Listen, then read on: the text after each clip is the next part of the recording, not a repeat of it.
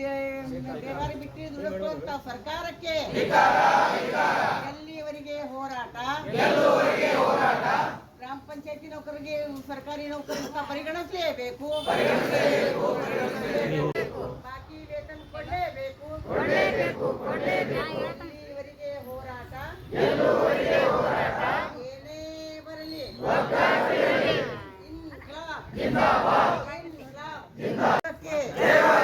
ಗ್ರಾಮ ಪಂಚಾಯತಿ ನೌಕರರ ಸಂಘಕ್ಕೆ ಕನಿಷ್ಠ ವೇತನ ಜಾರಿ ಮಾಡಲೇಬೇಕು. ಲೇಬರ್ ಆಫೀಸಿಂದ ಬಂದಂತ ಕನಿಷ್ಠ ವೇತನ ಜಾರಿ ಮಾಡಲೇಬೇಕು. ಮಾತು ಕೊಟ್ಟು ಮಾತಿನಿಂದ ತಪ್ಪಿದಂತ ಸರ್ಕಾರಕ್ಕೆ ಹೇಳಿ ಧಿಕ್ಕಾರ. ಮಾತು ಕೊಟ್ಟು ಮಾತಿಗೆ ತಪ್ಪಿದಂತ ಸರ್ಕಾರಕ್ಕೆ ಹೇಳಿ ಧಿಕ್ಕಾರ. ಎಲ್ಲಿಯವರೆಗೆ ಹೋರಾಟ ಸ್ವಚ್ಛವಾಹಿನಿಯವರಿಗೆ ಕೆಲಸ ಕೊಡಲೇಬೇಕು. ತರಬೇತಿ ಕೊಟ್ಟವರು ಸ್ವಚ್ಛವಾಹಿನಿಯವರಿಗೆ ಕೆಲಸ ಕೊಡಲೇಬೇಕು. ಕೊಡದಿದ್ರೆ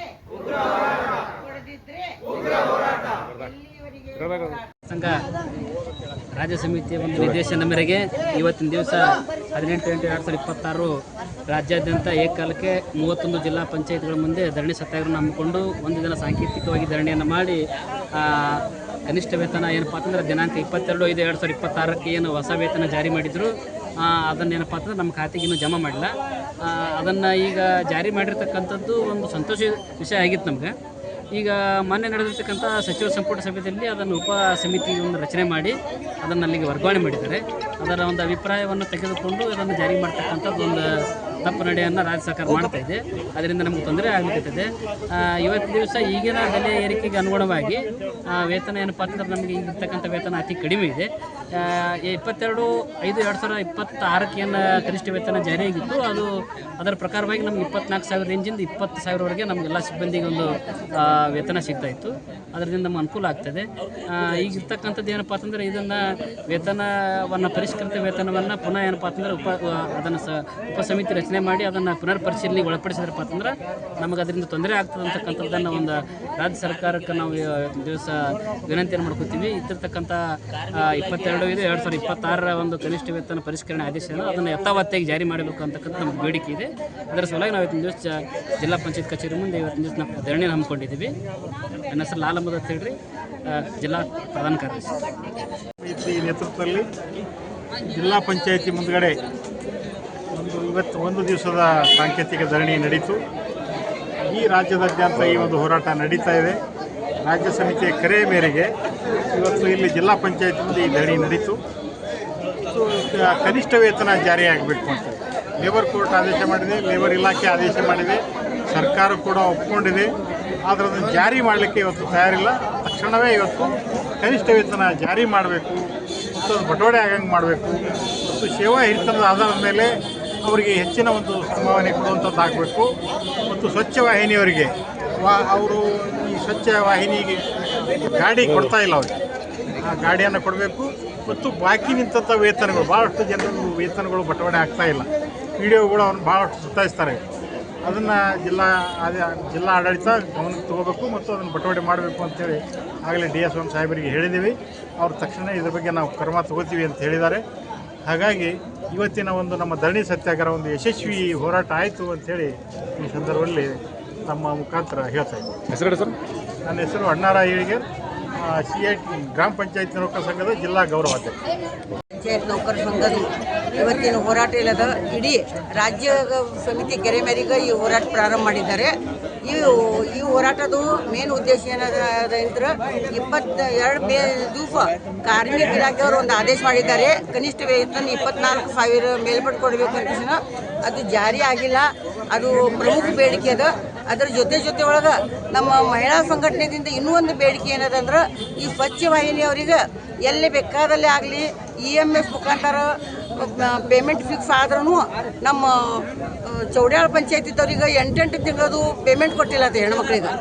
ಯಾಕಂದ್ರೆ ಮತ್ತು ಬೇರೆಯವರು ಅಲ್ಲಿ ಅದೇ ಪಂಚಾಯತಿದವರು ಯಾರು ಬಿಲ್ ಕಲೆಕ್ಟರ್ ವಾಟರ್ ಮ್ಯಾನ್ ಇರ್ತಾರೆ ಅವ್ರಿಗೆ ಪೇಮೆಂಟ್ ಕೊಡ್ತಾರತ್ತ ಚೌಡ್ಯಾಳ ಪಂಚಾಯತಿ ಒಳಗೆ. ಆದರೆ ಹೆಣ್ಮಕ್ಳಿಗೆ ಏನದ 8 ತಿಂಗಳದು ಪೇಮೆಂಟ್ ಕೊಟ್ಟಿಲ್ಲ.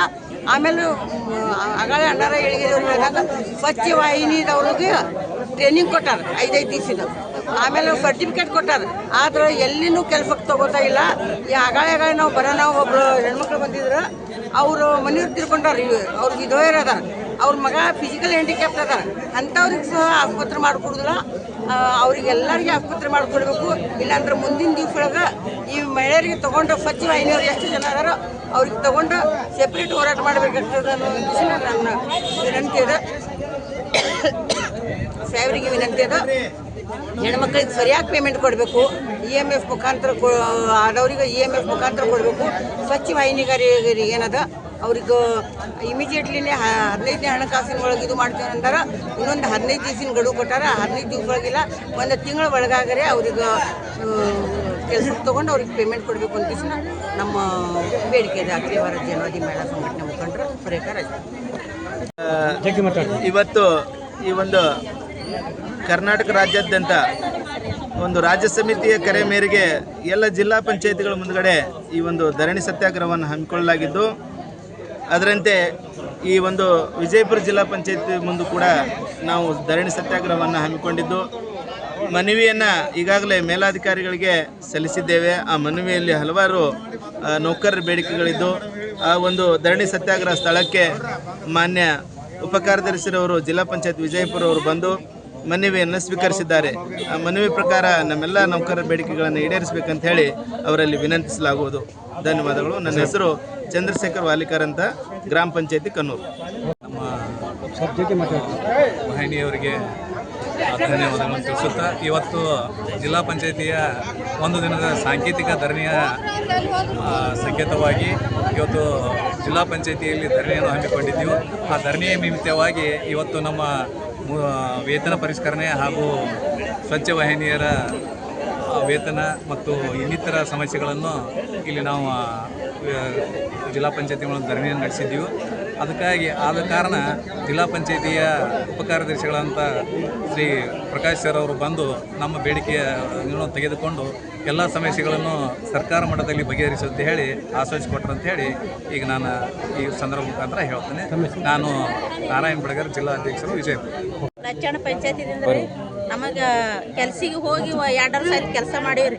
ನಮಗೆ ಕೆಲಸನೇ ಇಲ್ಲಿದು, ನಿಮ್ಮದು ಇದು ಯಾರು ನಿಮ್ಗೆ ಕೊಟ್ಟಲ್ಲ ಅಂತ ಹೇಳತ್ತಾರ. ಸ್ವಚ್ಛ ವಾಹಿನಿಯಲ್ಲಿ ನಾವು ಬೈದು ಯಾರು ಹೇಳ್ತಾರ್ರಿ? ಪಂಚಾಯತ್ PDS ಅವ್ರು ಹೇಳತ್ತಾರ. ಅವ್ರ ಹೆಸರು ಕೆಲಸನೇ ಇಲ್ಲ, ನಮ್ಮದಿಂದ ಏನು ಇಲ್ಲ, ಏನು ಇಲ್ಲ. ಅವ್ರು ಬದಲಿ ಆತಾರಿ ಒಬ್ರು ಮತ್ತು ಅವ್ರ ಹೆಸರು ಏನಂತ ನಮ್ಮತ್ತ ಯಾವ ಗ್ರಾಮ ಪಂಚಾಯತ್ ಹೇಳಿದ್ರಿ? ಲಚ್ಚಣ. 2 ವರ್ಷ ಆದ್ರೆ ಕೆಲಸ ಮಾಡತ್ತೆ. ನಾವು 2 ವರ್ಷ ಆಯ್ತು ಮಾಡತ್ತೀವಿ. 2 ವರ್ಷ ಈ ತರಬೇತಿ ಪಡೆದಿವ್ರಿ, 3 ದಿನ ಬಂದ್ರಿ. ತರಬೇತಿ ಅವ್ರನ್ನ ಏನಿಲ್ಲ ಆದ್ರೆ ನಿಮ್ಗೆ ಪೇಮೆಂಟ್ ಸರಿಯಾಗಿ ಸಿಕ್ಕಿಲ್ಲ. ಇಲ್ರಿ, ಪೇಮೆಂಟ್ ಇಲ್ರಿ, ನಿಮ್ಗೆ ಕೆಲಸನೇ ಇದೆ ಅಲ್ಲ ಅಂತಾರೆ ಅವ್ರು ನಮಗೆ. ಬೇಜಾದ್ರು ಉತ್ತರ ಕೊಡತ್ತಾರೆ. ಹೆಸರು ಹೇಳ್ರಿ? ನನ್ನ ಹೆಸರು ಗಿರಿಜಾಬಾಯಿ ರೀ.